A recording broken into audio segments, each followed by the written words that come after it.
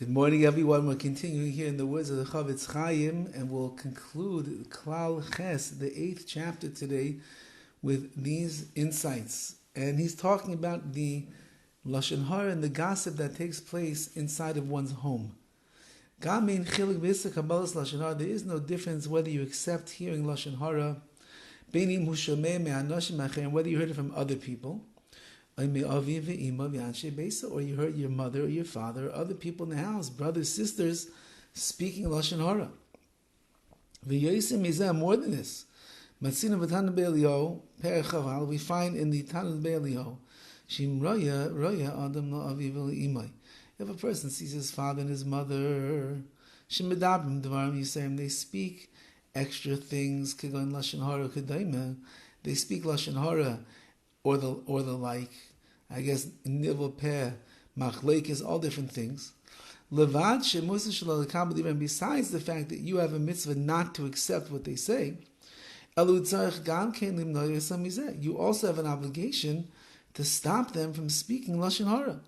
However, you have to be careful you do it in a respectful manner. You can't just go to your mother and say, "Stop! You're speaking Lashon HaRa." You have to do it in a respectful way. And if he remains silent because he doesn't want to offend the honor of his parents, he and his parents are going to get a big punishment. Like it says in the Gemara, someone who could protest against the averas, the sins of the people of their house, and he doesn't do that. He should know that in the future, when they themselves, who did the sins in the house, are going to get punished, he's going to get punished for their sins as well. You could have stopped them and you didn't. Therefore, a person should always be accustomed in the house. If he sees his family members doing the wrong thing, like speaking Lashon HaRa, he should give them rebuke. But he should do it only in a very gentle way. And he should show them the tremendous punishment that someone's going to receive in the world to come because of the sin of Lashon HaRa. And show the great reward for someone that keeps their mouth closed and doesn't sin. And a person should be very careful the way that he himself behaves in these areas, meaning if he speaks Lashon HaRa or not. Nobody in your house should ever hear you say something derogatory about anybody else. Because if you yourself, let's say you're the father, you violate the sin of Lashon HaRa, besides the fact that you get an issa, you get a transgression, he's being hypocritical over here, and he's causing a big problem over here in how to educate his family in the right way to keep away from Lashon HaRa. You no longer have any right to open your mouth and tell your family, "Hey, don't speak Lashon HaRa." Well, you yourself are speaking Lashon HaRa.